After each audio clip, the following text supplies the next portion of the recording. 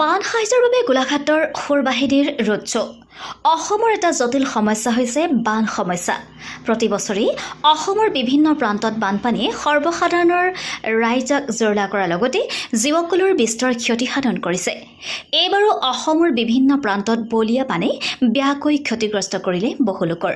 বিভিন্ন স্থানত ঘৰ বাৰী উটি ভাহি যোৱাৰ লগতে গৰু ছাগলীকে ধৰি জীৱকুলক আশ্ৰয়হীন কৰিলে। এই বানত কোনোবাই যদি আপোনজনক হেৰুৱালে, কোনোবাই আকৌ সপোনৰ ঘৰখন। বহু ঠাই মাথাউৰি ভাঙি প্লাবিত হ'ল, যাৰ বাবে একাংশ লোকে পথৰ কাষত আশ্ৰয় ল'বলগীয়া হ'ল। বিভিন্ন ঠাইত আশ্ৰয়হীনা লোকসকলক ৰিলিফ কেম্পত ৰখা হ'ল। সেইসকল লোকে জীৱনৰ সৰ্বোচ্চ হেৰুৱাৰ বেদনাত কাক ক'ব, কোনে শুনিব? এইসকল দুৰ্ভগীয়া লোকক অৱশ্যে সহায়ৰ বাবে ওলাই আহিল চৰকাৰৰ লগতে বিভিন্ন দল সংগঠন তথা অনুষ্ঠান প্ৰতিষ্ঠান। গোলাঘাট জিলাতো বানপীড়িত লোকক সহায়ৰ বাবে ওলাই আহিল সুৰবাহিনী নামৰ এচাম যুৱক যুৱতী।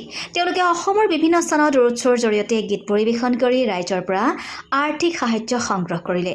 বুধবাৰে গোলাঘাট সুৰবাহিনীয়ে ৰোড শ্ব' কৰিলে সৰুপথাৰ নগৰত। তেওঁলোকে গীত পৰিৱেশন কৰি ৰাইজৰ মাজলৈ আগবঢ়াই দিলে দানপাত্ৰ।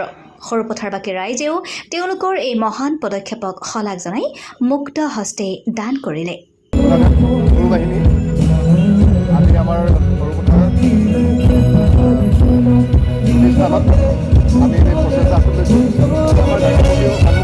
আপোনালোকে দেখি আছে সঁহাৰি পাইছোঁ, ৰাইজ গোট খাইছে আৰু পৰৱৰ্তী পূজাত আমি থানাৰ সমীপত আমি কাৰ্যসূচী দিছোঁ আৰু এঘণ্টাৰ ভিতৰত আমি কাৰ্যসূচী আৰু যথেষ্টখিনি ৰাইজক সহাৰি পাইছোঁ। আচলতে আমি বানপীড়িত ৰাইজক সহায়ৰ কাৰণে দুখীয়া দৰিদ্ৰৰ কাৰণে যিখিনি দৰিদ্ৰতাত আছে মানুহখিনি, যিখিনি মানুহে খাবলৈ অভাৱত আছে, যিখিনি থাকিবলৈ কাপোৰ কানি নাই, তেওঁলোকৰ সাহায্যৰ বাবে আমি গোলাঘাট ডিষ্ট্ৰিক্টৰ সমূহ বাদ্যযন্ত্ৰী শিল্পী আৰু কলাকৌশলী যিমানখিনি আছে আৰু লগতে সংগীত শিল্পীসকল সেইখিনি আহি আমাক এই কাৰ্য কৰিবলৈ আমাক সাফল্যমণ্ডিত কৰিবলৈ তেওঁলোকে আহি উৎসাহ জন্মালে আৰু মই ধন্যবাদী হৈ ৰাইজক এটাই জনাওঁ যে বানপীড়িত লোকসকলৰ সাহায্য ওলাই হওক আৰু আমাৰ ধনশীলবাসী এইটো প্ৰথম ধনশীল আমাৰ এইটো প্ৰথম ষ্টেপ। গতিকে অনাগত দিনত আমি এই কাৰ্যসূচী চলাই দিম।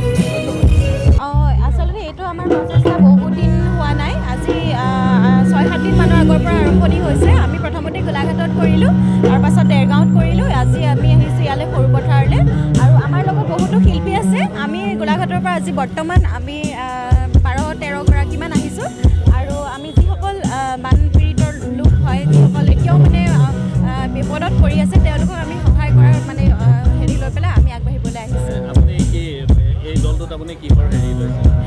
মই এগৰাকী কণ্ঠশিল্পী হয়, শিৱানী কুকি, আৰু মই আজি মানে এই অনুষ্ঠানটোত মানে সহযোগ কৰিবলৈ পাই বহুত ভাল লাগিছে আৰু আমি আৰু দুই এদিনত আৰু অনুষ্ঠান কৰি পেলাই আৰু এনেকৈ আগুৱাই গৈ থাকিম বুলি আমি আমাৰ আৰু দেৰগাঁৱত এদিন হ'ব আৰু এদিন গোলাঘাটত চাগে হ'ব পাৰে। আমাৰ কালেকশ্যন সেইমতে ধুনীয়াকৈ হৈ আছে আৰু যদি বিচাৰে মানে তেতিয়া আমি আৰু ৰেডি আছোঁ। আমি এনেকৈ কালেকশ্যন কৰি পেলাই আমি যিসকল মানুহ আছে এতিয়াও বিপদত আমি আগবাঢ়ি মানে সহায় কৰিম।